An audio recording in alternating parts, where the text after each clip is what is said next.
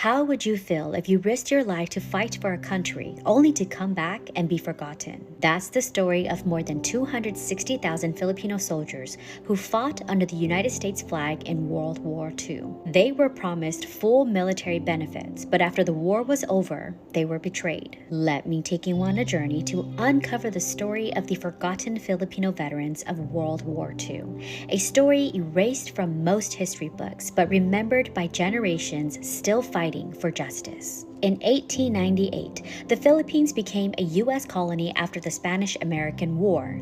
For nearly 5 decades, the United States controlled the islands. Filipino people were labeled as U.S. nationals instead of citizens. As World War II loomed, the United States began recruiting Filipinos into military service. Under President Franklin D. Roosevelt's order, the United States Army Forces in the Far East was created. Over 260,000 Filipino soldiers joined, believing that serving would secure them full U.S. veteran status and benefits. These soldiers fought alongside Americans during the brutal Bataan Death March and resisted occupation through guerrilla warfare. Many were injured, captured, and died, but they all served under the same American flag. The war ended in 1945, but in 1946, the United States Congress passed the Rescission Act. In one strike, it retroactively stripped Filipino soldiers of the benefits promised to them. The act declared that their military service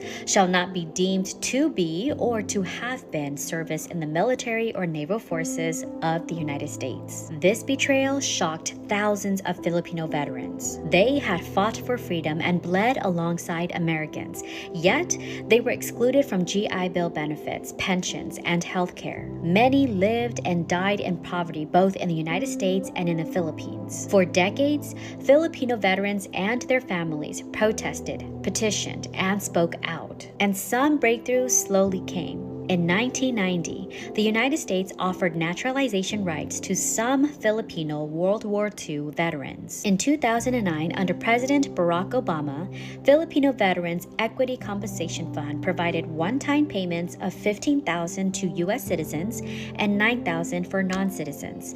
But it only covered a fraction of veterans, as thousands were denied and many had already passed away. In 2017, the remaining Filipino World War II veterans were awarded the Congressional Gold Medal, the highest civilian honor, a symbol of recognition, but not a substitute for the decades of denied care, justice, and dignity. To this day, many veterans died before receiving benefits, and others still wait. Today, Filipino American youth and advocates are keeping the fight alive.